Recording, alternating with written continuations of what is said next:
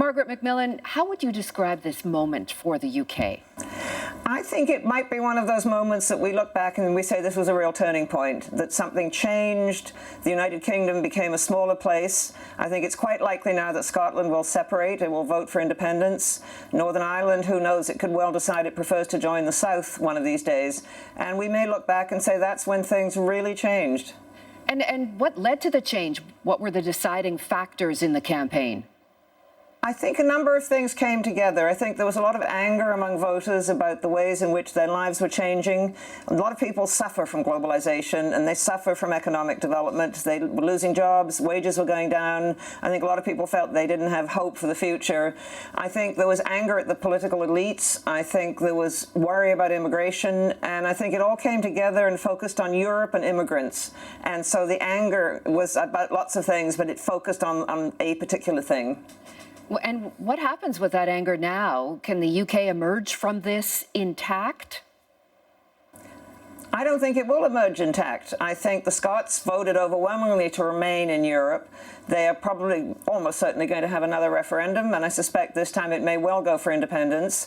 I think the Northern Irish are going to be left in a very funny position. Who knows what happens there? I think England may end up as England, with Wales perhaps tucked in there somewhere. They're going to go back to the size they were in the 16th century. And what's the impact of that fundamental change? I think there's going to be a less important Europe in the world. I think Europe has lost an empire, but it has continued to play a very important role.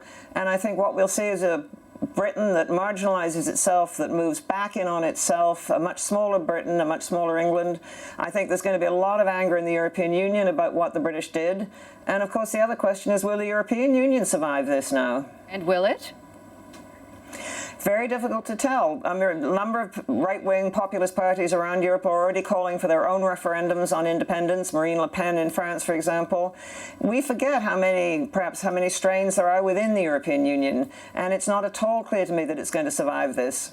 And what are the implications of that? As someone who has studied the impact of these historic moments, what do you think of a weaker Europe? I think it's very dangerous indeed. I think we're at a turbulent time in the world. We have a number of issues we should be dealing with. We have a number of unresolved conflicts. We have huge numbers of refugees, more than at any time since the Second World War. We have to deal with climate change, which is a problem. We have tensions in Asia between the United States and China and its neighbors. And this seems to me not a time for what has been a force for stability in the world, i.e. the European Union or Europe itself, not a time for it to fall to pieces. I think we may all look back and regret this moment. You lay out the problems in quite a stark way. What are the possible solutions that you see moving forward? Those are more difficult to see, I think, because when there's been a referendum like this, it's been bitter, it's been divisive. I think it's going to be difficult for the British political parties to work together. I think the British political elites have been discredited. I think people just don't have any faith in them, don't believe what they say. I think the Europeans are going to be angry with the British. I don't think it's going to be easy to negotiate British exit from the European Union. And so I think we're going to need a lot of goodwill. We're going to need some statesmen or stateswomen, but I don't see them at the moment. Interesting that you mentioned statesmanship. What kind of leadership do you think is needed at this time?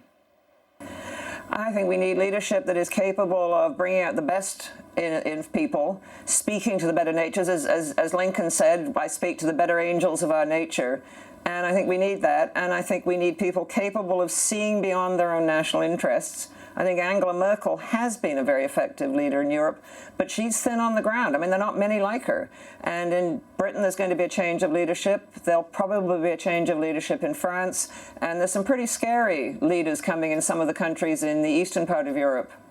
Such a turbulent road ahead, so much change, the difficult negotiations. What do you see that gives you hope? At the moment, I don't find very much to be hopeful about. I suppose we should be thankful that the process was peaceful, non-violent, that people were prepared still to talk about their differences.